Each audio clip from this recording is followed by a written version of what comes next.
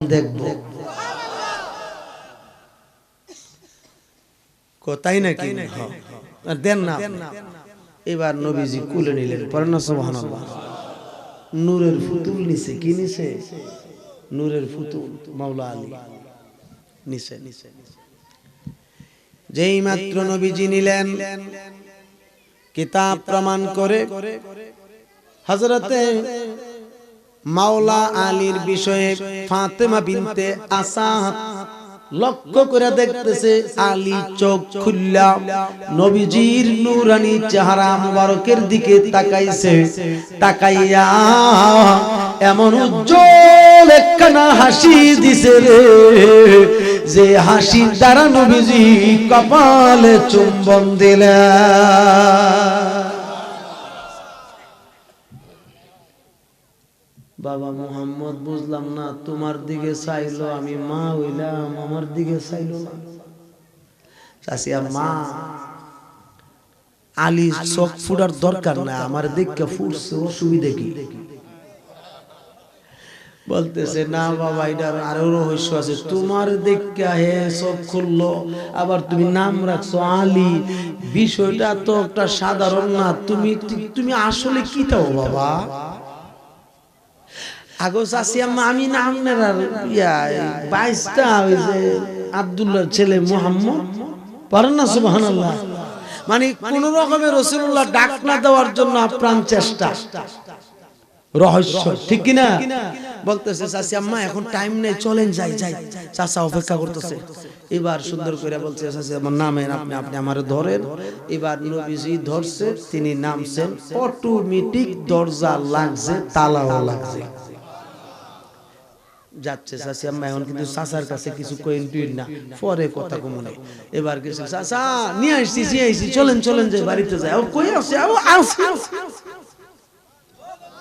আরো জোরে জিজ্ঞাস করলো, বিবি কোথায় ছিলা? আরে কাবা ঘরের ভিতরে যেন আমি কেমনে ঢুকছি কইতারি না। চিন্তা করছেন ভাইয়েরা আমার? এবার সুন্দর করে হযরতে আল্লাহর হাবিব হযরতে মাওলা আলীকে নিয়ে হাঁটতে হাঁটতে বাড়িতে চলে গেলেন। বাড়িতে যাওয়ার পরে দরজা খোলা, তারা প্রবেশ করলেন। বলতেছে চাচি আম্মা, আলীরে আপনার কাছে রাখেন, আমি একটু ঘোরাঘুরি করে আসি। নবীজি যায়, আলী কান্না শুরু করে দিলেন। এখন কান্না তো আর থামাইতে পারে না, ডাক দিয়ে বলে, বাবা তুমি যাইও না, তুমি আলীর কাছে আসো, কেননা আলীর কান্না থামে না। এবার সঙ্গে সঙ্গে নবীজি আসলেন, আসার সঙ্গে সঙ্গে আলীর কান্না বন্ধ, হাসতেছে, আনন্দ করতেছে। বলতেছে চাচি আম্মা আলীরে খাওয়ান। বলতেছে সে তো খাইতে চায় না। বলতেছে খাওয়ান। নবীজি সুন্দর করে ধরে সুন্দর করে বলছেন, আলী তুমি খাও। এবার খানা শুরু করে দিছে, পড়েন না সুবহানাল্লাহ। দুধ পান করতে শুরু করছে। আস্তে আস্তে করে যখন 3 বছর 3.5 বছর বয়স হইল, হযরতে মাওলা আলী বেশিরভাগ সময় 24 ঘন্টার ভিতরে কমপক্ষে 12 ঘন্টা, 12 ঘন্টা কি 14 ঘন্টা কি 18 ঘন্টা নবীজির সঙ্গেই থাকে। হুজুর আলাইহিস সালাম আর দেরি করে নাই, হযরত আলীকে নিয়ে সকাল বেলা 10টা-11টার দিকে তিনি চাচি আম্মারে ডাক দিয়ে বলেন, চাচি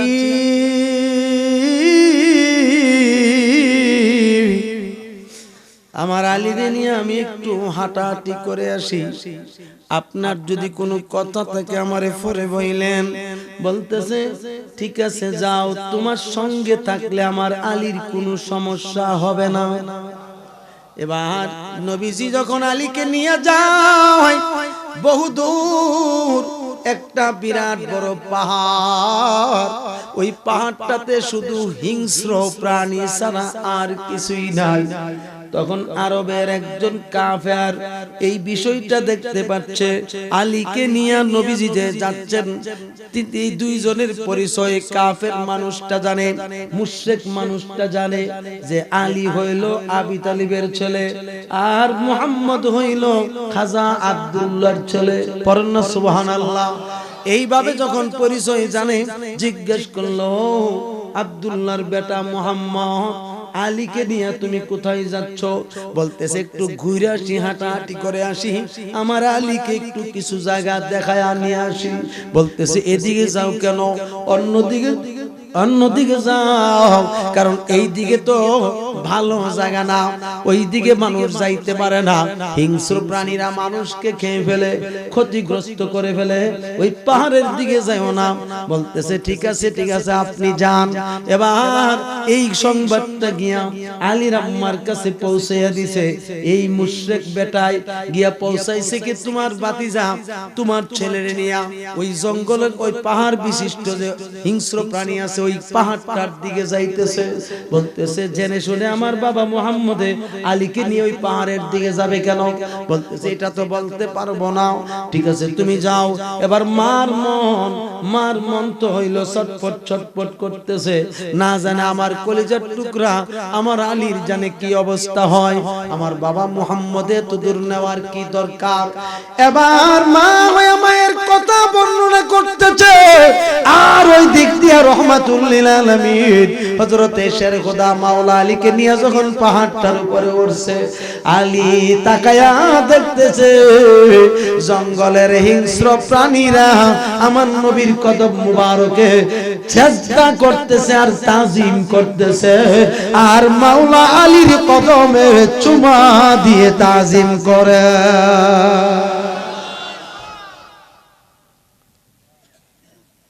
জঙ্গলার পশু পাখি, পাহাড়ের পশুরা আলীরও ছিল। সুবহানাল্লাহ করনা। আর আমরা দেশের মানুষ তো যে পর্যায়ে যাইতেছে, খালি সব ক্ষেত্রে দলিল বিছরা, কোরআনও আছে, কোন হাদিসের কিতাবে আছে বলে না। তো আমি জিজ্ঞাসা করি তুমি কোরআনের তাফসীর কয়টা পড়ছো? কি বলে?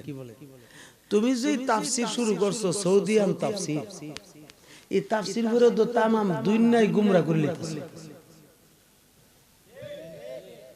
কারণ সৌদিয়ান তাফসীরের মধ্যে নবীজির ব্যাপারে লেখা আছে নবীজি হইল দাস। দাস বুঝেন তো? নাউজুবিল্লাহ জোরে কোন নাকি রে? নবীজি হইল আল্লাহর দাস, জোরে কোন নাউজুবিল্লাহ। তো এই তাফসীর পড়ে ঈমান আরামু কথা কোন কথা। এই তাফসীরের মধ্যে লেখা তো রাখছে নবীজিরে মদিনার রওজার মাটি দিয়ে তৈরি করছে। তো আপনি কোন না এই তাফসীর বললে ঈমান বাঁচে তারা? এই জন্য বলছে এইগুলি ছাড়ো, 700 বছর আগের তাফসীর পড়ো, 800 বছর আগের তাফসীর পড়ো, 850 বছর আগের তাফসীর পড়ো, 900 বছর আগের, 1000 বছর আগের, 1200 বছর আগের, 1400 বছর আগের তাফসীর। তাইলে তোমার যে একটা ভুল আছে সেটা সংশোধন হয়ে যাবে, ঠিক নি? তুমি হেই দিক যাইতা না, ওই দিক দিয়ে দইরা আখড়া দইরা দলিল দেলাইবা, তে বন্ড তে শয়তান আসেনি। প্রথমেই কসুনিরারে বন্ড বলি। তো আর এই বন্ড শব্দটা তো তোমরা মাওলা আলীরও কইছলা। আলীর কিন্তু বন্ড কইছিল এই খারিজির গোষ্ঠীরা। কথা কোন রে?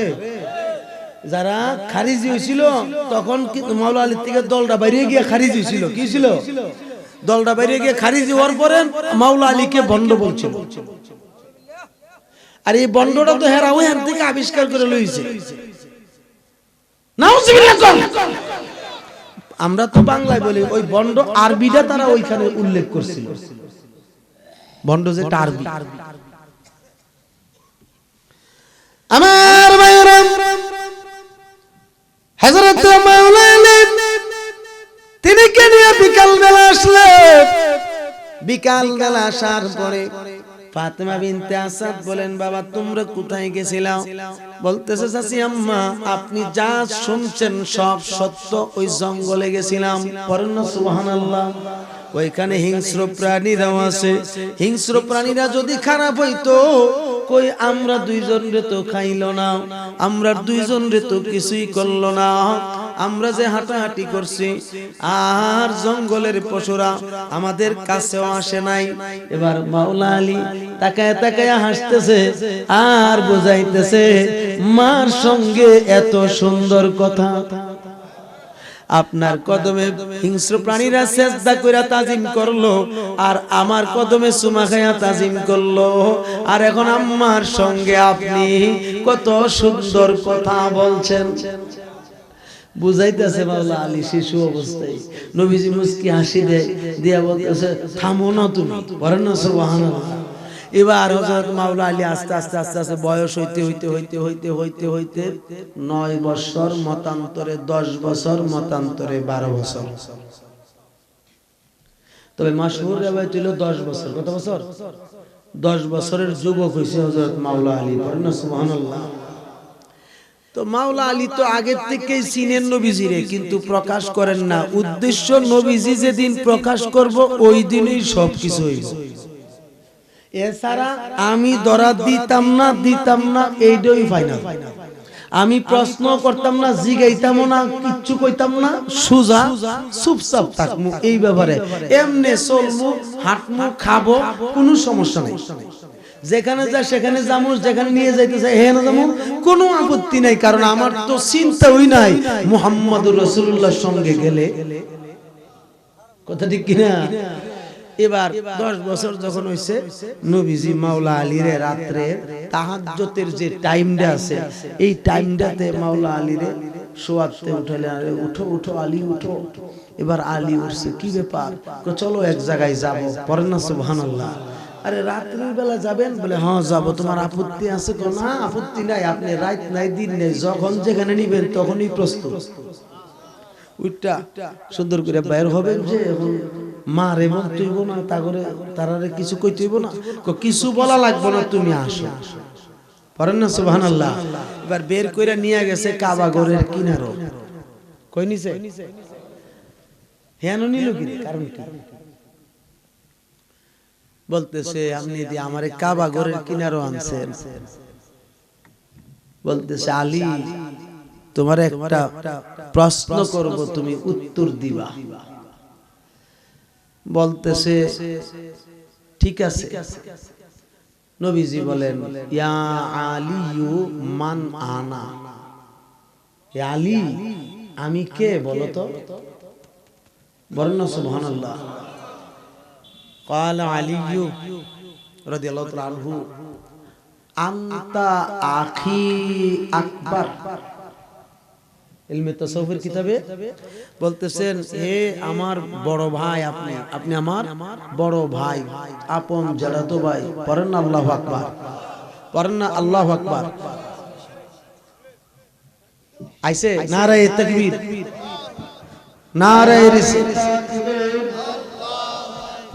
নারায়ে রিসালাত, আহলে সুন্নাত ওয়াল জামাত, প্রধানমন্ত্রীর আগমন, প্রধানমন্ত্রীর আগমন, এই মাহফিলের পক্ষ থেকে, এই মাহফিলের পক্ষ থেকে নারায়ে তাকবীর। পেশাব হুজুরের আগমন, আল্লামা মুফতি মুস্তাক আহমেদ আল কাদরি ওয়াইসি সাহেবের আগমন, মুফতি সাহেবের আগমন, পেশাব হুজুরের আগমন। নারায়ে তাকবীর, নারায়ে রিসালাত, নারায়ে গাউসিয়া, আহলে সুন্নাত ওয়াল জামাত। নবীজি সবসময় একটা দোয়া করতেন, আল্লাহুম্মা বারিক লানা ফি রাজাবি ওয়া শাবান ওয়া বাল্লিগনা রমাদান। পড়েন না সুবহানাল্লাহ। নবীজি বলতেন, হে আল্লাহ, এই রজব মাসের বরকত, শাবান মাসের বরকত আমার উম্মতকে তুমি দান করো। এরপরে বলেন, ওয়া বাল্লিগনা রমাদান, হে আল্লাহ, আমার উম্মতদেরকে তুমি রমজান পর্যন্ত মোহাব্বত করে পৌঁছে দাও। এই হাদিসের তাহকিক আছে কয়েক রকমের, আমি ছোট করে বলছি এক দুইটা তাহকিক। নবীজি কেন রজবের বরকত, শাবানের বরকতের কথা বললেন? তার কারণ হইছে বনি ইসরাইলের একজন ব্যক্তি যার নাম ছিল শামাউন দরবেশ, যিনি 1000 মাস বন্দেগী কইরা আল্লাহর নৈকট্য লাভ করছে। কয় মাস?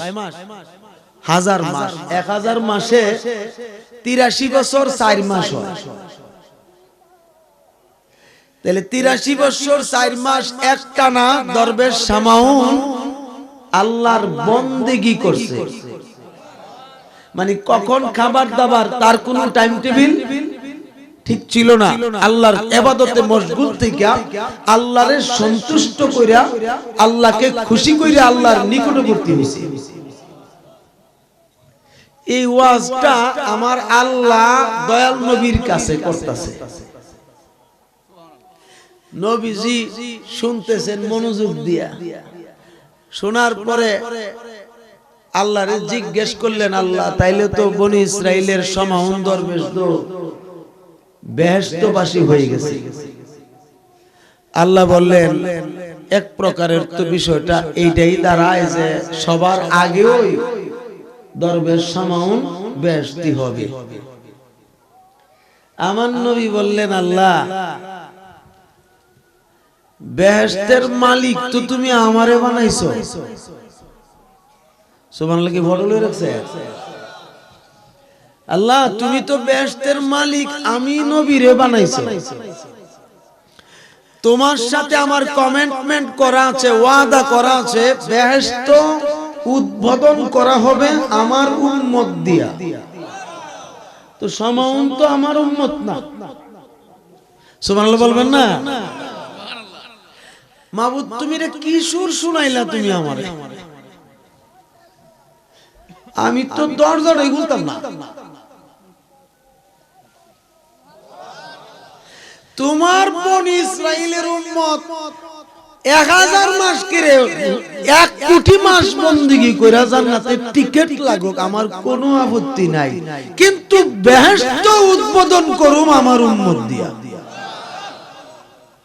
আল্লাহ কো দোস্ত বুঝছি, আপনি কি চাইছেন বুঝছি আমি। জান, আমি আপনারে সুবর্ণ সুযোগ দিয়ে দেই। কি সুযোগ বলেন? বলতেছে, আমি আপনার উম্মতের জন্য 1 বছরের ভিতরে 5টা রাত্র দিলাম। কয়টা? লাইলাতুল মেরাজ, লাইলাতুল বরাত, লাইলাতুল কদর, লাইলাতুল ঈদুল ফিতর, লাইলাতুল ঈদুল আযহা। পড়েন না সুবহানাল্লাহ। কয়টা হইছে? নবীজি বললেন, পাইলাম 5টা রাত্র। তো এটার করণীয় আপনি কই দেন আল্লাহ।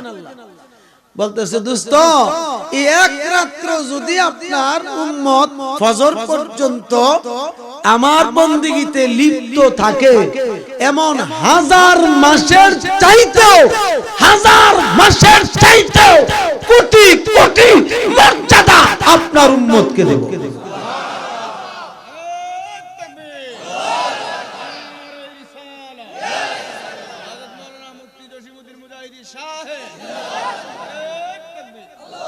খুশি হয়েছেন না?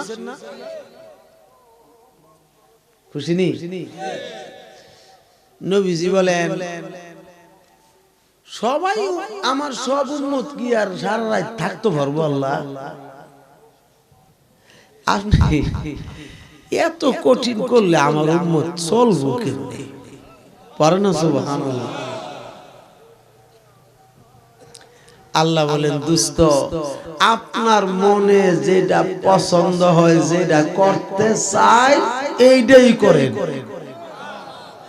আল্লাহ এটা না আমার উম্মতের জন্য সারা রাত বরাদ্দ, ঠিক আছে, কমপক্ষে যেন 12 রাকাত পড়ে এই ব্যবস্থা আমার উম্মতের জন্য করো। এই জন্য আহলে সুন্নাত ওয়াল জামাতের যে সুযোগ রাসূলুল্লাহ দিয়েছেন, দুশমনের রাসূল পাইবে কই খুঁজা? কি নবীজি বলছেন, নবীজি বলছেন আমার উম্মত 5টা রাত্র অনেকে জাগরণ করতেও পারবে, আবার নাও করতে পারবে, এটার কোনো ঠিক ঠিকানা নাই আল্লাহ, কিন্তু বেহেশত উদ্বোধন করুম আমার উম্মত দিয়া। আল্লাহ বলেন কাবিলতু ইয়া হাবিবি, পড়েন না সুবহানাল্লাহ। দোস্ত গো, আপনার দরখাস্ত মঞ্জুর। তিনি কে? নবী মুহাম্মাদুর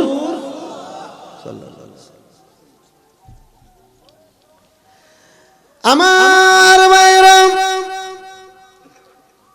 এত সুন্দর একটা সংগঠন, এমনকি এমন সুন্দর নামে একটা মক্তব ঘর আপনারা খুলছেন, যেই নামটা মাত্র আমি দেখলাম আম্মা জান আয়েশা সিদ্দিকা রাদিয়াল্লাহু তাআলা আনহার বিষয়ে।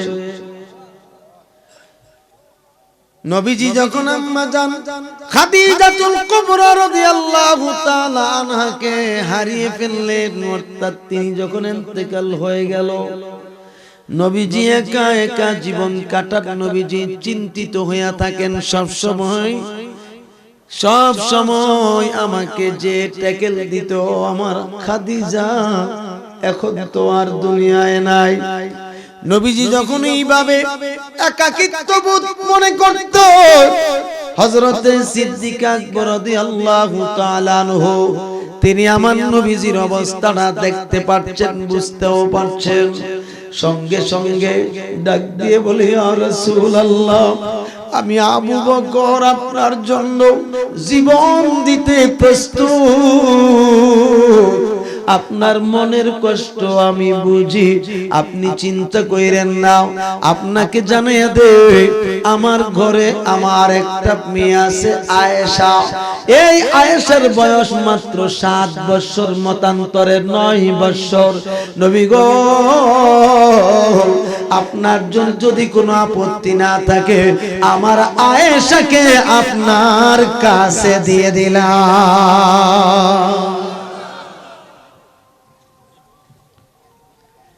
নবীজি আয়েশাকে পায়া খুশি হয়েছে না বেজার হয়েছে? অত্যাধিক সুন্দরী, অনেক সুন্দরী ছিলেন আম্মা জান, পড়েন না সুবহানাল্লাহ।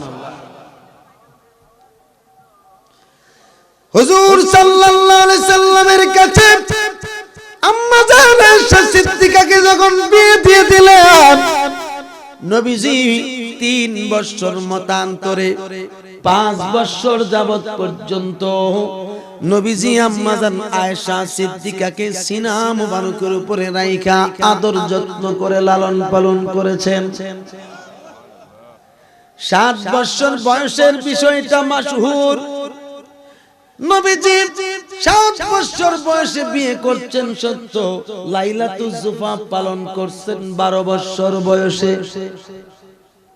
আম্মা জান আয়েশা সিদ্দিকার বয়স যখন 12 বছর হইল, তখন নবীজি লাইলাতুজ জুফা পালন করছেন। এর আগ পর্যন্ত 5টা বছর আমার নবীর সিনা মুবারকের উপরে আম্মা জান আয়েশা সিদ্দিকাকে রাইখা এমন আদর মায়া মুহাব্বত করে যত্ন করে লালন পালন করেছে। আর জোরে বলেন না সুবহানাল্লাহ। বাবারা, আমার আম্মা জান আয়েশা সিদ্দিকা অন্তরের মধ্যে তিনার আব্বা জানের সম্মানের কথা মনে পড়ছে।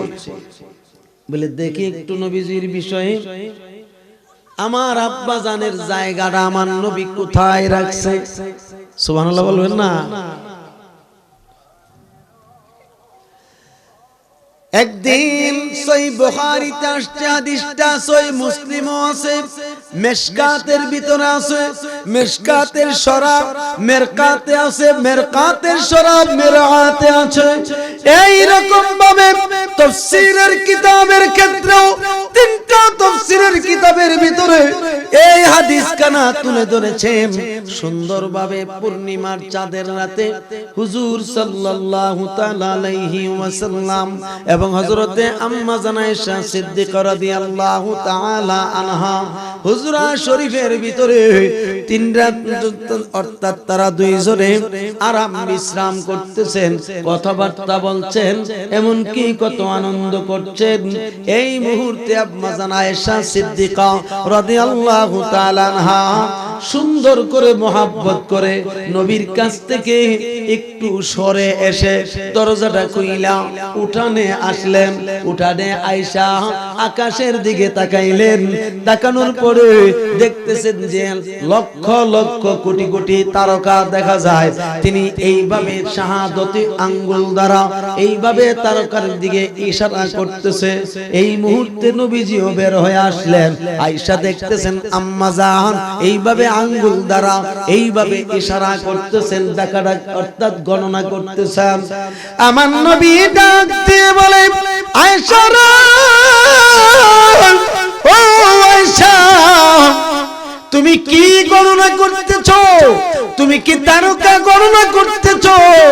বলতেছে, ইয়া রাসূলুল্লাহ, এতগুলো তারকা আমি গণনা করার চেষ্টা করতেছি। নবীজি বলেন, আয়েশা গো, তুমি কেন? পৃথিবীর কোন মানুষ, কোন সৃষ্টি এই তারকা গণনা করে শেষ করতে পারবে না। আল্লাহ পাকের অগণিত তারকা আছে আকাশে। বলতেছে, হুজুর, আমার অন্তরে একটা বিষয় জাগ্রত হয়ে গেছে। আমার আপনার তো অনেক সাহাবী আছে, আপনার তো সাহাবীর সংখ্যা অগণিত। অর্থাৎ মুহাদ্দিসিন লেখছেন 10.5 লক্ষের উপরে নবীর সাহাবী ছিল। কয় লক্ষের উপরে? 10.5 লক্ষের উপরে। 10.5 লক্ষের উপরে সাহাবী ছিল নবীজির। ডাক দিয়ে বলছে, হ্যাঁ ঠিক আছে। আম্মা জান বলে, ইয়া রাসূলুল্লাহ, আপনার এমন কোন সাহাবী আছে নি? যতগুলো আকাশে তারকা আছে এই তারকার সম পরিমাণ নেক আমল আছে, এমন কোন সাহাবী আসেনি? নবীজি বলছেন, আছে তো। তো আম্মা জান আয়েশা সিদ্দিকা মনে করছেন, থাকলে তো আমার আব্বাই আছে। মনের একটা ধারণা আছে না, একটা ধারণা যে আমার আব্বা আবু বকরই আছে। তিনি বলছে, ইয়া রাসূলুল্লাহ, কে আছে একটু বলবেন? পড়েন না সুবহানাল্লাহ। আজকের ওয়াজে কিন্তু নবীজির হাকিকত কিছু প্রকাশ পাবে এবং ইলমে মারিফতের যিনি শাহানশাহ মাওলা আলীর হাকিকত প্রকাশ পাবে। সতর্কতার সাথে আলোচনা শোনার চেষ্টা করবেন, অনুরোধ জানাচ্ছি। মন থাকবনি?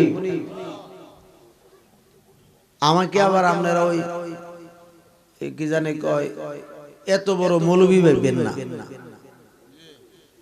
ঠিক নিও, আমি শুরু কিন্তু আমি যেটা কমু এইটা কমু যে কিতাব থেকে কমু, তাইলে তো আর কোনো বেজাল বোঝাল লাগতো না। বলছে, হুজুর কে কেডা? এই সাহাবীটার নামটা একটু কর না। কেন? আমার উমরের। সুবহানাল্লাহ কইতে না, যখন উমরের কথা কইছে আম্মা জান তো আর হাসি নাই, অন্ধকার হয়ে গেছে, মানে খুব কষ্ট পেয়ে নিছে। চোখ দিয়া খালি জোর জোর জোর জোর করে পানি পড়তেছে। অন্তর অন্তরে শুধু হারি উমরের অতলানে আমার আব্বার নে কই? আমার আব্বা দীপ মুরব্বীর মধ্যে প্রথম মুসলমান। মুসলমানের পর থেকে নবীর সঙ্গে আছে, যেখানে যায় সেখানে নবীর সঙ্গে যায়। বিষয়টা কি উমর তৈছে অনেক পরে। উমরের নেক আমল এত হইল, আমার আব্বার নেক কই? আচ্ছা, আপনারা কিন্তু একটা কথা খেয়াল রাখবেন, মেয়ের আর কিন্তু বাবার প্রতি মায়া মহব্বত বেশি। এটা আপনারা মানেননি, কারণ মেয়েরা বাবার প্রতি মায়া মহব্বত বেশি, আর বাবার আরো মেয়েদের প্রতি মায়া মহব্বত বেশি। নবীজি জিজ্ঞাসা করলেন, আয়েশা তোমার চোখ দিয়ে পানি? হযরতে আম্মা জান আয়েশা সিদ্দিকা কান্নাটা আরো বাড়াইয়া দিছে। আমার নবী তিনি আমার আম্মা জানের কাছে গিয়ে জড়িয়ে ধরে বললেন, আয়েশা তুমি যদি কাঁদো, কাঁদলে তো সমাধান হবে না। তুমি যে কান্না করতেছো কি হয়েছে তুমি বলো। বলতেছে, নবীজি গো, ও গো মায়ার নবী, ইয়া রাসূলুল্লাহ, আপনার কাছে জানতে চাই, উমরের যদি এত নেক আমল হয়, তাইলে আমার আব্বা আবু বকর যে আপনার কাছে মুসলমান হইছে, মুরব্বীদের মধ্যে বয়স্কদের মধ্যে প্রথম মুসলমান, এবং সঙ্গে আপনার সাথে সাথে থাকে, আপনি যা বলেন তাই তিনি করেন, এখন আমার আব্বার নেক আমল কোথায়? আমার নবী বলেন, আয়েশা কার সঙ্গে কিসের তুলনা দিতেছো?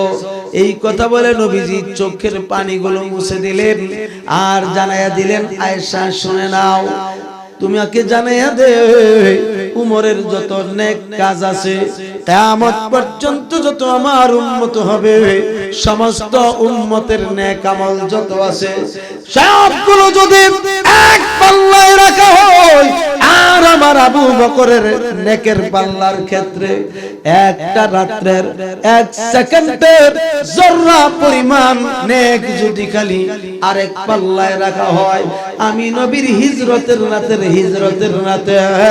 এই এক রাত্রের কিছু অংশের সময় একটা সেকেন্ডের নেক আমল যদি আরেকটা পাল্লায় রাখা হয়, তোমাকে জানাইয়া দে, সারা পৃথিবীর নেক আমলের চাইতে আমার আবু বকরের নেকের পাল্লা ভারী হয়ে যাবে। দুই হাত উঠায় বলেন না সুবহানাল্লাহ, দুই হাত উঠায় বলেন না সুবহানাল্লাহ, বলেন না আল্লাহু আকবার, বলেন না ইয়া রাসূলুল্লাহ, বলেন না ইয়া ওলি আল্লাহ। আম্মা জান আয়েশা সিদ্দিকা এই কান্নার চোখে মুচকি হাসি দিয়ে তিনি এইভাবে একটা উড়না ছিল, বুঝছেন নি, উড়না দিয়া নবীজিকে এইভাবে বের দিয়া ধরছে, পড়েন না সুবহানাল্লাহ। দইরা সেরা কই কথাটা যদি আপনি আগে কইতেন তাইলে কি আর আমার কান্দন লাগে, পড়েন না আল্লাহু আকবার, তাইলে তো আমি নিশ্চিন্তা থাকি। আর আপনি যে কথা আমারে শুনাইছিলেন, আমার তো অবস্থা ভয়াবহ হয়েছে, যে আমার আব্বার খবর নাই, কেমনি সুবহানাল্লাহ। নবীজি বলতেছেন, আয়েশা তুমি যে আমারে বাইন্ধা লাইছো, তুমি যে বাঁধছো, হুজুর মন চাইতেছে আপনাকে আদর করতে, মায়া মহব্বত করতে। হ্যাঁ করো, করেন না সুবহানাল্লাহ, কোনো অসুবিধা আছে? নবীজিকে মায়া মহব্বত করলে আম্মা জানে কোনো অসুবিধা আছে? বলতেছে, আয়েশা তুমি বলো কি করতে চাচ্ছ? হুজুর আমি আপনার কপাল মোবারকে একটা চুম্বন দিতে চাই। নবীজি বললেন, ঠিক আছে দাও, পড়েন না সুবহানাল্লাহ। চুম্বন দিছেন, চুম্বন দেওয়ার পরে বলছে, গো আমি আর ছাড়বো না, আপনাকে ধরছি ছাড়বো না, আমাকে তো কোনো জিনিসে আটকায় রাখতে পারে না, তুমি কিভাবে রাখবা? আমি তো বাইন্ধা লাইছি, আপনি ছুটবেন কেমনে? আচ্ছা আমারে যদি আপনার এই বাঁশের লগে বাঁধেন, আমার ছোড়ার কোনো জো আছে? আমার কোনো ক্ষমতা আছে? কারণ আমি তো আপনার আমার মতো একটা সাধারণ মানুষ, কি কথা ঠিক না? কিন্তু নবীজি বলছে, আমাকে তো কোনো জিনিসে আটকে রাখতে পারে না, তুমি কি করে উড়না দিয়ে রাখবা? হুজুর আমি ধরছি তো, আপনি পারলে ছুড়েন। ভালো করে ধরো, ধরছে। আম্মা জান আয়েশা সিদ্দিকা বর্ণনা করেন, আমি আমার আল্লাহর কসম করে বলি, আমার উড়নাটার জায়গায় উড়না রইল, মাঝখান দিয়া ছিঁড়েও নাই, দুই হাতের মাথা ছুড়েও নাই, উড়নাটা উপরের দিকেও নেয় নাই, নিচের দিকেও যায় নাই। আমি তাকায়া দেখলাম উড়নাটার জায়গায় উড়না ঠিকই আছে, কোনো কাটা ছিঁড়া নাই, কোনো কিছু সমস্যা নাই, কোন একটা মাথা দিয়েও ছুটে যায় নাই। আমি দেখতেছি আমার নূর নবী উড়নার চাইতে, আমি আয়েশার চাইতে 15 হাত দূরে রাহমাতুল লিল আলামিন দাঁড়িয়ে আছে।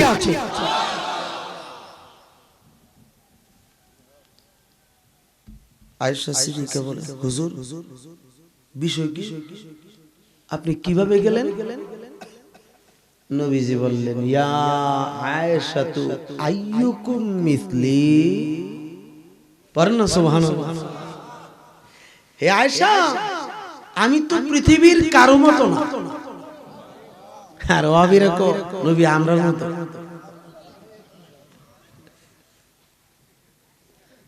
ওয়াবিগুলো রাগ হয়ে যাবে, হ্যাঁ নাই কেন নাই সব পড়া।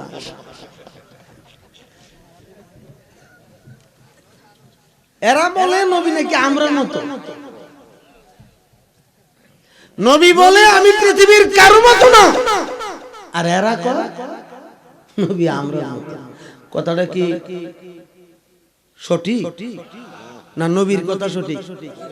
আটো জোরে, কার কথা সঠিক? কার কথা সঠিক? হাত উঠায় বলেন কার কথা সঠিক? দুই হাত উঠায় বলেন কার কথা সঠিক? নবীর কথা। আপনি নবীর কথা মানবেন।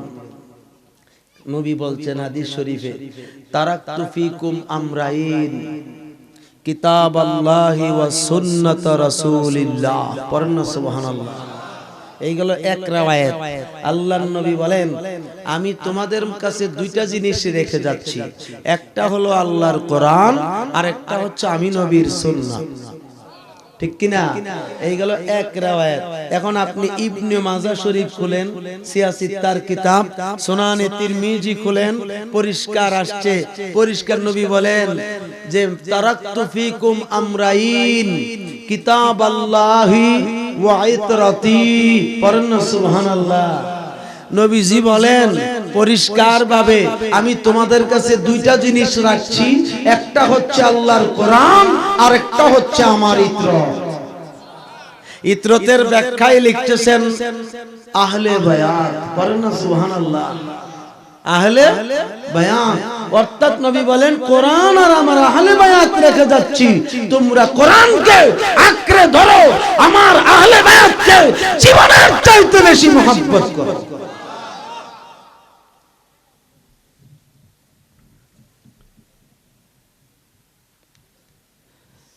ভাইরা আমার, সাহাবায়ে কেরামরা আমার নবীর এমন ভাবে মানতে, অর্থাৎ নবীর সামনে দাঁড়ায়া কোনদিন উঁচু গলায় কথা বলেন নাই।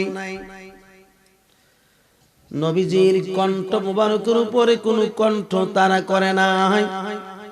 একদিন যখন একজন সাহাবী নবীর কণ্ঠ মুবারকের উপরে কণ্ঠ করছিল, আল্লাহ পাক বলেছেন লা তুকাদ্দিবু বাইনা ইয়াদাইল্লাহি ওয়া রাসূলিহি লা'নাহুমুল্লাহ। পড়েন সুবহানাল্লাহ।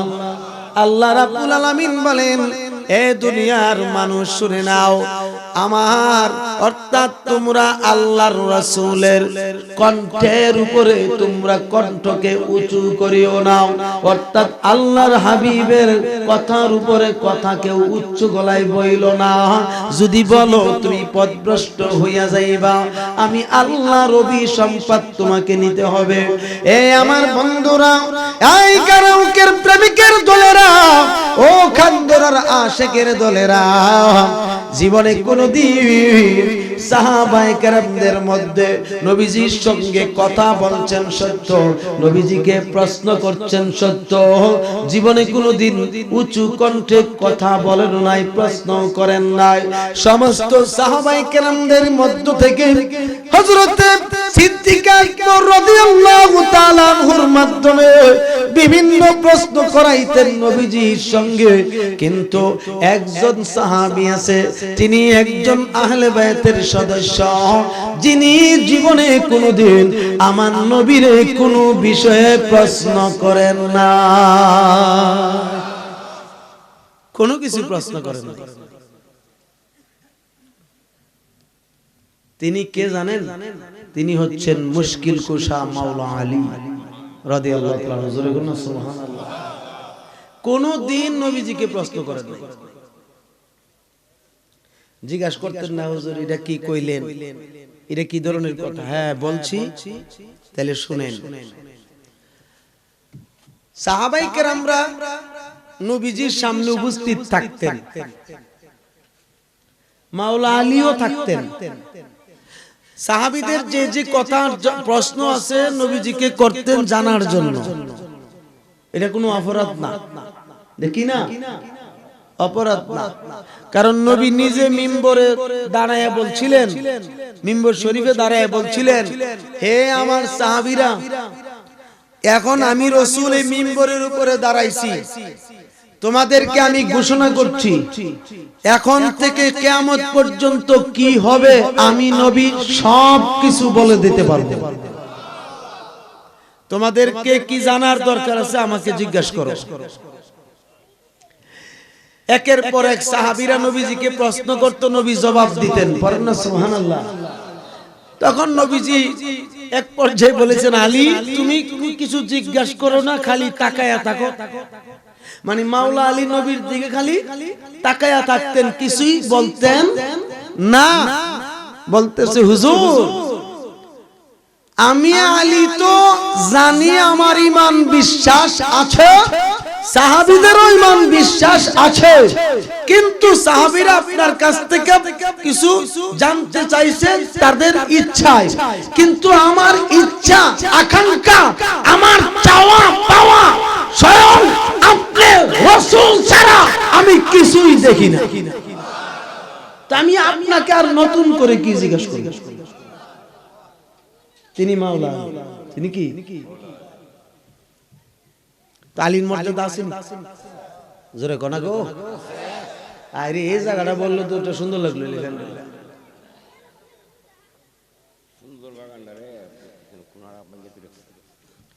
এই জন্য আমি মহব্বতের সাথে বসার জন্য অনুরোধ করছি, কারণ এখন যে কথাগুলো আমি বলবো এই কথাগুলোর ভিতরে আপনি বুঝতে পারবেন মাওলা আলীর কেমন আদব ছিল নবীর সঙ্গে। সিদ্দিক আকবর রাদিয়াল্লাহু তাআলা আনহুর কেমন আদব ছিল নবীর সামনে। কিন্তু আজকে আমরা আজকাল যুগে এমন একটা পর্যায়ে পড়ে গেছি, আপন মুর্শিদের সঙ্গী হইয়া একেবারে পাশাপাশি বসি, আছে কিনা নাই, এবং পাশাপাশি পয়সা কত রঙের কথাবার্তা বলি কি বলি না, কিন্তু এটা আদব না, এটা উচিত না। মুর্শিদে অনুমতি দিবে বসার জন্য, তবে আপনি যদি মুর্শিদের অনুমতিটাকে মাইনা বলেন, বাজান আপনি আমাকে মাফ করে দেন, আপনার সাথে আপনার সমান হইয়া বসার ক্ষমতা আমার নাই, আমি আপনার কদমের কাছে বসলে শান্তি পাবো। এটা হচ্ছে আদব। এটা কি আদব? তার মধ্যে একটা জবাব দিচ্ছি, শুনে নেন। নবীজির যুগে সাহাবায়ে কেরামরা যখন নবীর সামনে ওয়াজ নসিহত শোনার জন্য সকলে সমবেত হইতেন, একত্রিত হইতেন, হযরত আলী রাদিয়াল্লাহু তাআলা আনহু তিনি নবীজির ওয়াজ নসিহত শোনার জন্য নবীজির সামনাসামনি সাহাবায়ে কেরামদের সঙ্গে বৈশা থাকতেন। তিনি যখন এইভাবে বৈশা বৈশা নবীজির ওয়াজ নসিহত শুনতেছেন, এবার তিনি চিন্তা করলেন, হায় হায় 10 লক্ষ লক্ষ লক্ষ সাহাবীরা আমার নবীর ওয়াজ নসিহত শুনতেছে, আমি আলী একটু দেখি নবীজির আওয়াজ মোবারক কানা কতটুক পর্যন্ত যায়। আল্লাহর শ্রেষ্ঠ নবী, কথা কোন ঠিক কিনা? এটা যদি বুঝতো, এটা যদি মানতো, তাইলে নবীজির কাছে সবাই মুসলমান হইয়া সুন্দরভাবে জীবন যাপন করত, বিরোধিতা করত না। একটু মোহাব্বতের সাথে দরুদ শরীফ পড়েন, আল্লাহুম্মা সাল্লি সাইয়্যিদিনা মুহাম্মাদ নাবি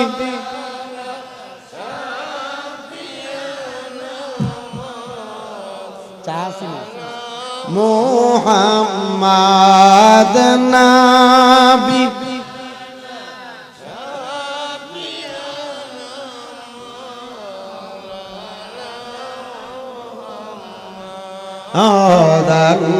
আল্লাহুম্মা সাল্লি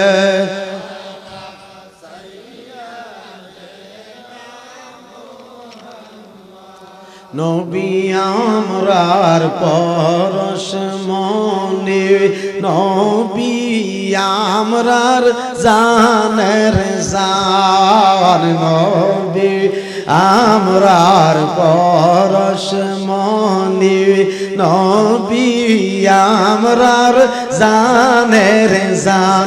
হায়রে নবীজিকে না দেখিলে বাঁচে না আশিকের প্রাণ। আল্লাহুম্মা সাল্লি সাইয়্যিদিনা মুহাম্মাদ নাবিয়ানা মাওলানা মুহাম্মাদ নাবিয়ানা মাওলানা মুহাম্মাদ। আল্লাহুম্মা সাল্লি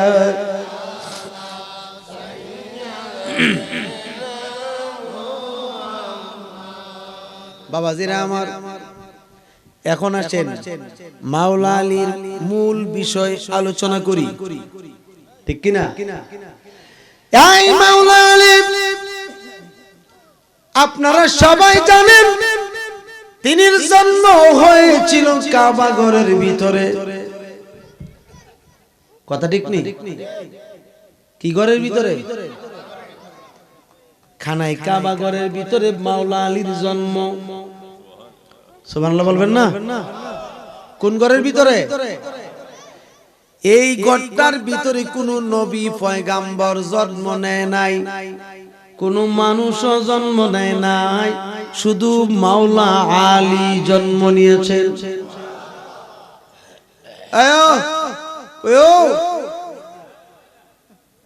আও গেলে গো বাজান বুঝিন গা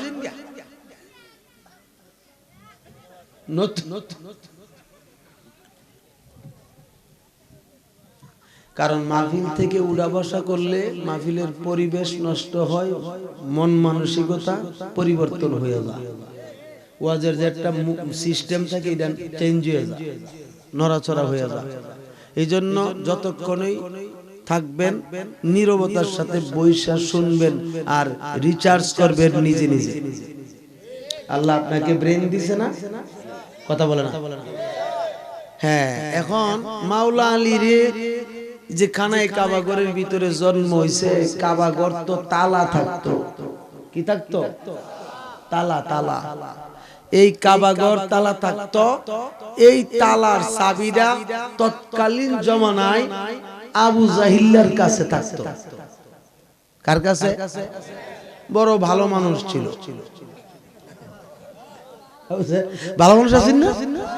আরে কি চমৎকার মানুষ ছিল, এত নিকৃষ্ট ছিল, এত কালা ছিল, নমরুদের চাইতে বেশি কালা ছিল আবু জাহিল।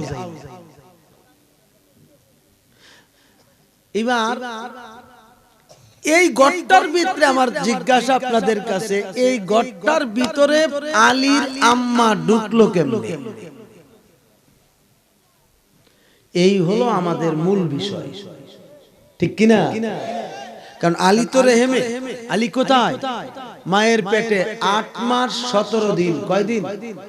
8 মাস 17 দিন। তো 8 মাস 17 দিনে তো বাচ্চা প্রসব হয় না। আর যদি এটারে পেট কেটেও বের করে, চক্ষু ফুটবে না, গ্লাসে রিক্সে রাখতে হবে, ঠিক কিনা? এরপরও বাঁচানো মুশকিল। এই 8 মাস 17 দিনের রেহেমের ভিতরে মাওলা আলী অবস্থান করছেন। খাজা আবি তালিব তিনি বলতেছেন, বিবি আমি কাবাগরটা একটু তাওয়াফ করে আসি, যেহেতু কাবাগরে আমাদের যাই, আমরা আসা যাওয়া থাকে। তখন কিন্তু কাবাগরের ভিতরে 360টা মূর্তি ছিল। কি ছিল? 360টা পাথরের মূর্তি ছিল। এখনো বর্তমানে কাবাগর যারা দেখছেন তারা অবশ্য বুঝতে পারবেন, এই খানায় কাবাগরের ভিতরে কিছু অলংকার আদি আছে, জিনিসপত্র আছে, যেগুলো মাটির তৈরি। কিসের তৈরি? এটিরে রং কইরা, পাথরের রং কইরা ঝুলন্ত অবস্থা চতুর্দিকে ঝুলাইয়া ঝুলাইয়া রাখছে ভিতরে দিয়া। এখনো কিন্তু আছে, কিন্তু মূর্তিগুলো মাওলা আলীকে নিয়ে নবীজি পরিষ্কার করে নিয়েছিল। পড়েন না সুবহানাল্লাহ। এটার জগৎ আরেকটা বিষয় হচ্ছে কি, এই মাওলা আলী যখন মায়ের পেটের ভিতরে, তখন খাজা আবি তালিব বলছে, বিবি আমি একটু কাবাগরটা তাওয়াফ করে আসি। তখন আমার দয়াল নবীজির জাহিরি বয়স হচ্ছে 19 বছর। কত বছর? আটু জোরে কোনটা কত বছর? জিকির দেওয়ান লাগবে, আমি বুঝতেছি এটি চলে গেছে গা, এটি ঠান্ডা হয়ে গেছে গা, তো এটি একটু গরম না করা পর্যন্ত থামতো না। কেউ ঠিক নেই? তাইলে একটু মহাব্বতে বিসমিল্লাহ আন না আন না আন না আন না আন না আন না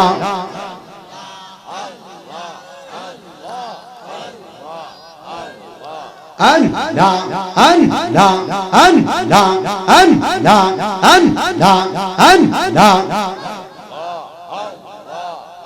তোমার মত আমায় কেহ দয়াল, তোমার মত আমায় কেহ মনে ভালো বাসে না। তাই তো দয়াল আমরা তোমার দেওয়ানা, দয়াল গো তাই তো আমরা তোমার দেওয়ানা। মাশাআল্লাহ আন না আন আন না আন আন না আন।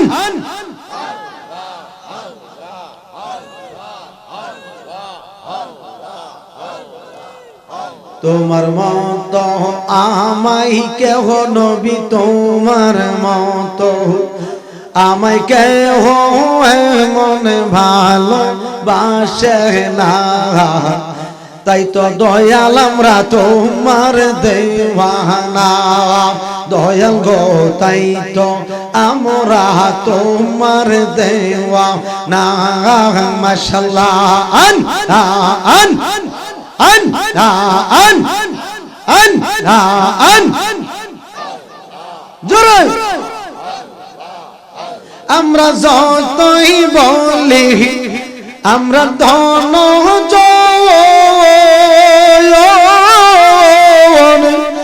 এই সংসারে আমরা কেউ নাই আপন গো।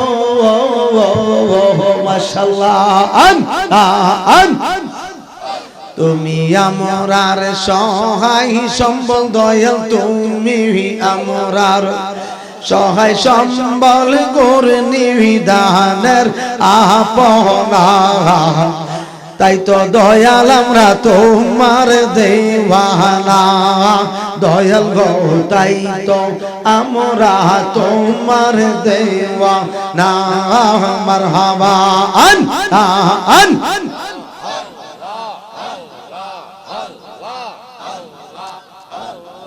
জোরে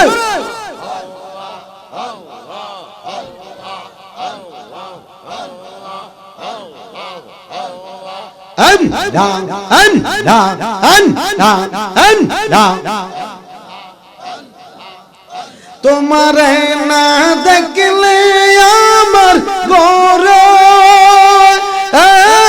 রয় না অনরে তুই আমরার জীবন রে মুর্শিদ তুই আমরা আর জীবন মাশাআল্লাহ আন আন আন আন তোমারে না দেখলে আমার ঘরে রইলাম অনরে তুই আমরার জীবন রে মুর্শিদ তুই আমরা আর জীবন মাশাআল্লাহ আন আন আন আন তোমার আমার ভালোবাসা জানে সর্বজন তোমার আমার ভালোবাসা দয়াল জানে সর্বজন মাশাআল্লাহ আন আন আন আন অন্ধের চোখের মনি তুমি সাথে আজারো তো অনরে তুই আমরার জীবন রে মুর্শিদ তুই আমরা আর জীবন মাশাআল্লাহ আন আন জোরে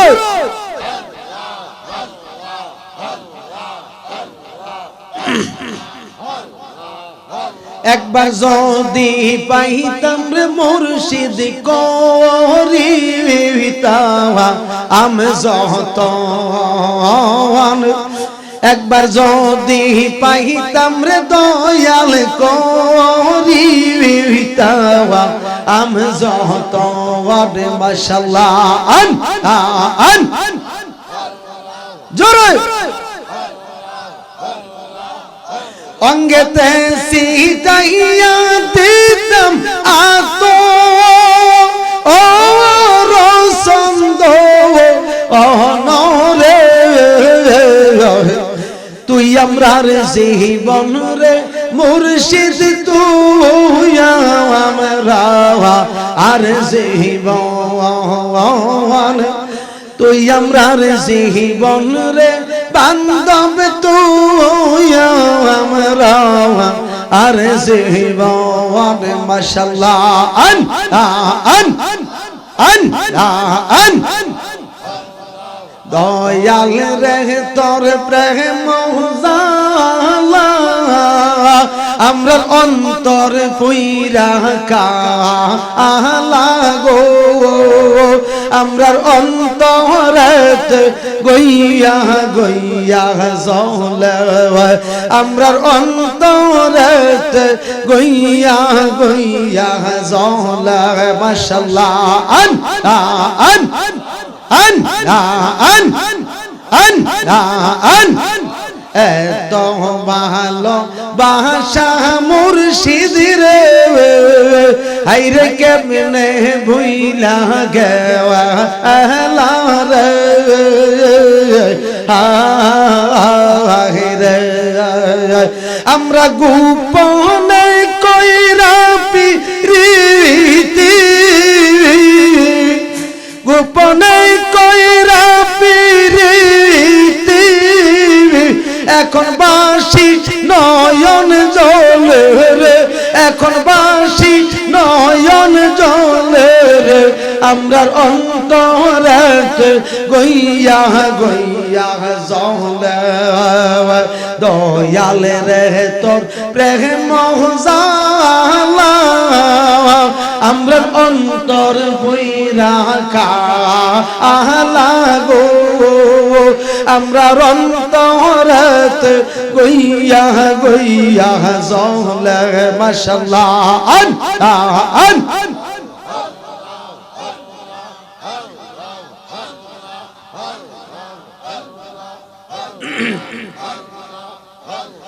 ওলা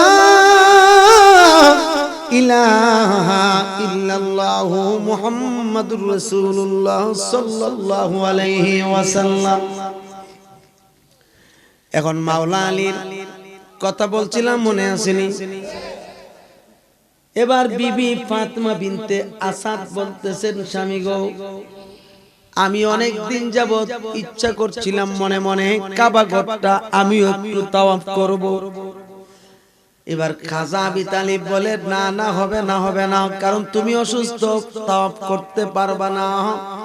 উত্তপ্ত বালু, গরম বালু আছে, এইরকম বিল্ডিং ছিল না, কোনো কিছুই ছিল না। সূর্যের তাপে এত গরম। আরব দেশের ভিতরে অনেক গোত্রের ভাগে ভাগ করা ছিল। ওই গোত্রের বিভিন্ন গোত্রের হাশিমি গোত্র ছাড়া, কুরাইশ বংশের ভিতরে কুরাইশ বংশ ছাড়া, অর্থাৎ কুরাইশ বংশের হাশিমি গোত্র ব্যতীত অন্যান্য গোত্রের নারী পুরুষ উলঙ্গ হইয়া কাবা ঘর তাওয়াফ করত। আর হাশিমি গোত্রের যারা ছিল তারা হযরতে ইব্রাহিম আলাইহিস সালামের ধর্মের অনুসারী ছিলেন। খাজা আব্দুল মুত্তালিব সহ, খাজা আব্দুল্লাহ সহ, এমনকি নবীজির আব্বাজান সহ অন্যান্যদের মধ্যে কিন্তু উল্লেখ নাই। খাজা আব্দুল মুত্তালিব নবীজির দাদা, আর খাজা আব্দুল্লাহ হচ্ছেন নবীজির আব্বাজান। এই দুইজন হযরতে ইব্রাহিম আলাইহিস সালামের ধর্মের অনুসারী ছিল।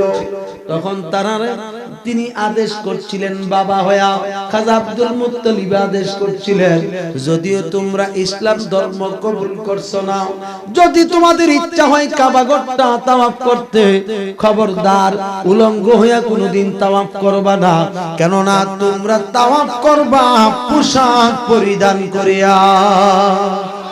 তাহলে বোঝা গেল বংশের ভিতরে অনেক কিছু, ঠিক কিনা? শিক্ষা লাগবে না? এই জন্য খাজা আবি তালিব তিনি বলছেন, বিবি গো, না, হবে না, তুমি যাইতে পারবা না, আমি তাওয়াফ করে আসি। নবীজি একটু সুযোগ পাইছে, কি করছে? সুযোগ পাই বলতেছে, চাচা, চাচিরে নিয়ে যান, অসুবিধা কি? কিচ্ছু হবে না। পারেন না? সুবহানাল্লাহ। তোমার চাচি অসুস্থ, তো তাওয়াফ করতে পারবে না। চাচা, কিচ্ছু হবে না, যান না, নিয়ে যান। নবী জানতো কিনা মৌলিক বিষয়, জানতো কিনা নবীজি যে এখানে গেলে একটা ঘটনা ঘটবে? বলতেছে, আমার ভাতিজা যখন কইছে কোনো সমস্যা নাই, কারণ ভাতিজারে নিয়ে যত জায়গায় গেছি কোনো বিপদ নাই, এবং যত জায়গায় ব্যবসা করছি রিডো বল লাভ হইছে, লসের ফালাত গেছি না। আমার বাবা মোহাম্মদ জন কইছে, আর কোনো কথা নাই, চলো। তো তারা দুইজন চলে গেছে।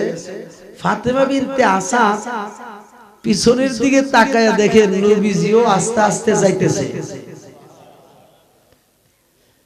মুচকি মুচকি হাসতেছে। যাইতে যাইতে নবীজি অনেক দূরে একটা গাছ আছে, খেজুর গাছ। কি গাছ? এই খেজুর গাছটার নিচে নবীজি দাঁড়ায়া এই কাবা ঘরের দৃশ্য দেখতেছে। খাজা আবি তালিব বিবির নিয়ে দুই ফাঁক দিছে। কয় ফাঁক? তৃতীয় ফাঁকের মাথায় ফাতেমা বিনতে আসাদ হঠাৎ করে পেটে এইভাবে চাপ দিয়ে ধরে বসে গেছে। জিজ্ঞেস করলো, বিবি কি হয়েছে তোমার? বলতেছে, এটা তো কথা ছিল না, কারণ আমার সন্তান প্রসব হইতে গেলে তো আরো 1 মাসের উপরে সময় আছে, এখন আমার প্রসব ব্যথা আরম্ভ হলো কেন?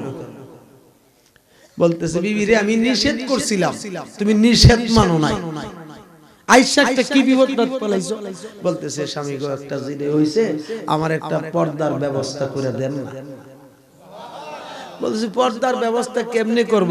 তোমার কাপড় খুললে তুমি উলঙ্গ, আমার কাপড় খুললে আমি উলঙ্গ। আব্বা জান না নিষেধ করছে কাবা ঘরের সামনে যেন উলঙ্গ না হই। আল্লাহু আকবার বলবেন না? বলতেছে, বিবি এখন তো নিরুপায়, এই অবস্থায় তোমাকে এটা হতে হবে। নবীজি চাচি আম্মার দুঃখ বুঝছে কিনা দূরের থেকে? নবীজি আকাশের দিকে তাকায় বলতেছে, আল্লাহ, আমি আমার চাচি আম্মারে খুব ভালোবাসি, মহাব্বত করি, আমাকে তিনি বড় আদর করেছেন, যত্ন করেছেন, আমাকে মায়া মোহাব্বত করেছেন। আমার চাচি আম্মা কষ্ট আমি সহ্য করতে পারবো না। আল্লাহ ইলহাম দিলেন, হাবিব আপনি যারে ভালোবাসেন আমিও তারে ভালোবাসি।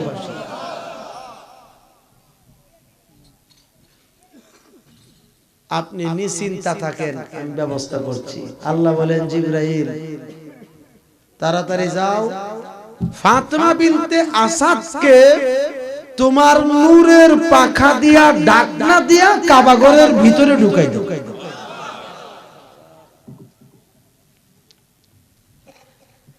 এবার জিবরাইল আমিন আসছে, এটা আবি তালিব দেখতে পারবো? দেখবো? নবীজি দেখছেন কথা কথা, নবীজি দূরের থেকে দেখছেনি। নূরের পাখা দিয়া ডাকনা দিয়া যখন গায়েব করে লইছে, আবি তালিব তো আরো পাগলের মতন হয়ে গেছে। আরে এখন কি তুই এম থেকে গেল কোন? সুবহানাল্লাহ বলেন না কেন? এই খুঁজতাছে কাবা ঘরের চতুর্পাশ দিয়া খুঁজতাছে, কই পাইবে কোনো খবর? খাজা আবি তালিব চিন্তার মধ্যে পড়ে গেল, হায় রে হায় হায়, কি করলাম এই জায়গায় থাইকা? আমি কেন আমার বিবির নিয়ে চলে গেলাম না? এখন তো আমি আমার বিবিরে হারাইয়া ফেললাম। কোথায় যে তোমার দৃশ্য হয়ে গেছে। এই দিক দিয়ে লক্ষ্য করে দেখতেছে আমার দয়াল নবীজি আস্তে আস্তে করে আসতেছে। আটু জোরে কর না সুবহানাল্লাহ। আস্তে আস্তে করে আসতেছে, খুব রৌদ্র, খুব বেশি রৌদ্র। এই রৌদ্রের উপর দিয়ে নবীজি আসতেছেন, পা মুবারকে জুতা মুবারক নাই, আর তাকায়া দেখতেছেন বালু যে হাঁটতে আসছেন, বালু দিয়ে হাঁটলে তো খালি পায়ে হাঁটলে ঠসা পড়া যাইতো। তাকায়া দেখতেছেন নবীজির কিচ্ছু হয় না, একেবারে সুন্দরভাবে তিনি হাঁটতেছে। আর একটা বিষয় তিনি লক্ষ্য করছেন, আমার নবীর মাথা মুবারকের উপর দিয়ে মেঘমালা ছায়া দিয়ে আসতেছে। আবি তালিব বলতেছে, জীবনে তো কোনোদিন এই কাজ দেখছি না, বাতিজার মাথার উপরে দিয়া দিয়ে মেঘমালা আইতাছে। রৌদ্র লাগে না, আবার বালু, গরম বালু লাগতেছে না। আমরা তো জুতা পায়ে দিয়ে হাঁটতেছি, খুব কঠিন মজবুত গরম, এটা কিভাবে সম্ভব? আবি তালিবের সামনাসামনি আসছে, আসার পর বলছে, চাচা কি করতেছে? তোমার চাচি আম্মা এখানে ছিল, আমি তো পেরেশান, তোমার চাচি আম্মারে খুঁজে পাই না। ও চাচি আম্মারে খুঁজে পান না? না, কই যে গায়েব হয়ে গেছে, কই যে অদৃশ্য হয়ে গেছে। এখন তো আমি পেরেশানির মধ্যে, তোমার চাচি আম্মার তো প্রসব ব্যথা আরম্ভ হয়েছে। বলতেছে, চাচা চিন্তা করেন না, আপনি এখানে একটু অপেক্ষা করেন, আমি চাচি আম্মারে নিয়ে আসতেছি। কাবাঘর কি তালা? কাবাঘর কি কথা মনে আসেনি না? বুঝলাম না বা কাবাঘর কি তালা? কারণ আমার জিজ্ঞাসা, এত বড় একজন জলজন্ত মানুষ, কাবাঘর তালা, দরজাও একটা, দরজা কি একটা, এই ঘরটার ভিতরে ঢুকলো কেমনে?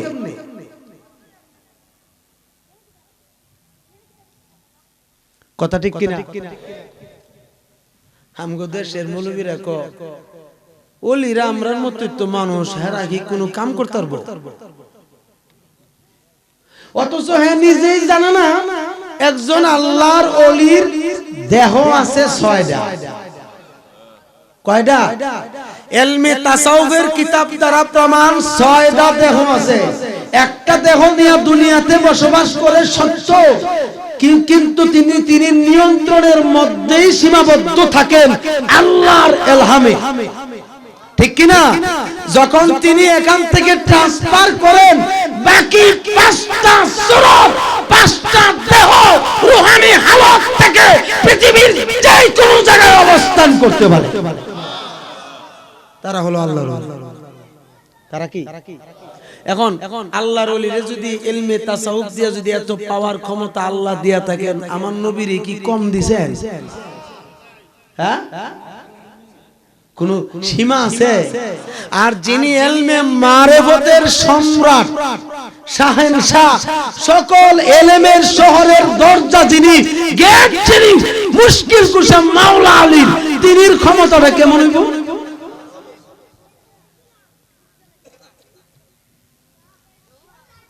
এবার নবীজি যখন এই কথা বলছে যে চাচা আমি নিয়ে আসছি, আর তুমি কোথা থেকে আনবা? আমি তো বিছরাই একবারে তছনছ করে নিতেছি, নাই তো কোনো জায়গা। তো চাচা অপেক্ষা করেন না, আমি আসতেছি। পড়েন না সুবহানাল্লাহ। এই ঘর তালা, নবীজি যাইতে যাইতে কাবা ঘরের দরজার সামনে দাঁড়াইছে, দাঁড়াইতে দেরি, তালা অটোমেটিক খুলতে এবং দরজা খুলতে দেরি নাই। তালা নবীরে চিনে, লোহালঙ্করে নবীরে চিনে, গাছ গাছালি নবীরে চিনে, পশু পাখি নবীরে চিনে, বালুকণা নবীরে চিনে, কাডা চিনে নবীরে, যাবতীয় যত অস্ত্র আছে, ধারালো অস্ত্র আছে, সব অস্ত্র নবীরে চিনে। এমন কি যত পৃথিবীতে হিংস্র প্রাণী বলেন 14 গোষ্ঠী নবীরে চিনে। কিন্তু আমরা বদনসিব বদনসিব বদনসিব কপালো মানুষইয়া নবী চিনি না।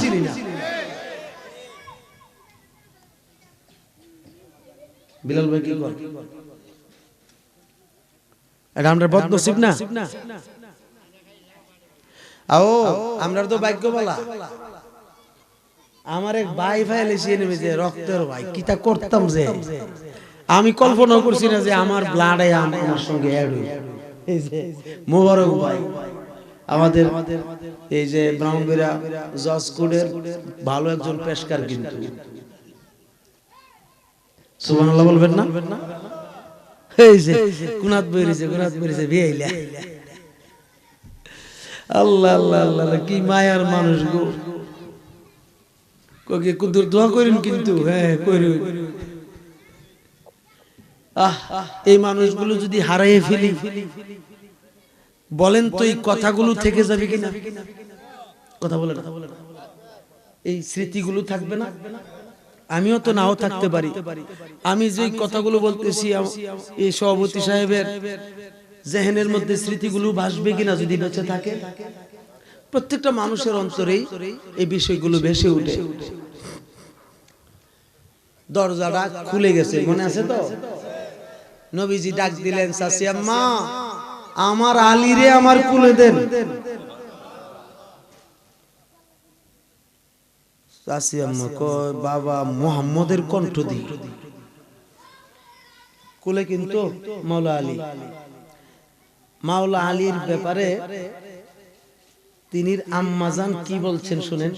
ফাতেমা বিনতে আসাদ বলেন, দুনিয়ার নারীরা তো সন্তান প্রসব করলে রক্ত ঝরে, আমি ফাতেমা বিনতে আসাদ বলছি আল্লাহর কসম আমি সুস্থ, এক ফোঁটা রক্ত ঝরে নাই। আমার আলী দুনিয়াতে আসছে কাবা ঘরের ভিতরে। বিরাট রহস্য না? যখন এই কথাটা বলছে যে চাচি আমার আলী রে আমার কুলে দেন, তিনি আস্তে আস্তে করে কাবা ঘরের দরজার কাছে আসলেন। বাবা মুহাম্মদ তুমি এই দরজা খুললো কে? এটা খুললো কিভাবে? এটা তো তালা বাইরে দিয়া, আর এটার ভিতরে আমি কেমনে ঢুকছি আমি নিজেই তো জানি না। আবার তোমার একটা বিষয় লক্ষ্য করে দেখলাম, আমি এই ঘরের ভিতরে আসি না, অন্য কোন জায়গায় আছি না, তুমি জানলা কেমনে? সুবহানাল্লাহ জোরে বলবেন না? আবার ইডে রাখো, বুঝলাম তুমি যেভাবে হোক আন্দাজ জিরেই করছো করে আইছো, আমার ঘরে যে ছেলে না মেয়ে হইছে এটা তুমি জানো কেমনে? নবীজি বলেন, চাচি আম্মা এগুলির জবাব পরে দেব আপনাকে, এখন আলী রে দেন। আরে বাবা তুমি তো আরেকটা বেশ লাগাইছো। কি বেশ লাগাইছি? আর আমার ছেলের নাম যে আলী হবে এটা তো শুধু আমি মা হইয়া গায়েব থেকে আওয়াজ পাইছি, তুমি জানলা কেমনে আলী জন্ম? কোসাসি আম্মা এগুলি পরে বলবো, আলী রে দেন না আমার কুলে। আরে আলী তো আমারই দেখে না, আমি তো তার মা। আমি তার জন্ম দিছি, অথচ আমার দিকে ফিরা চাইছে না, চোখটা খুললে চাইছে না, চোখ তো ফুটে নাই। এখন তুমি তারে দেখবে কেন?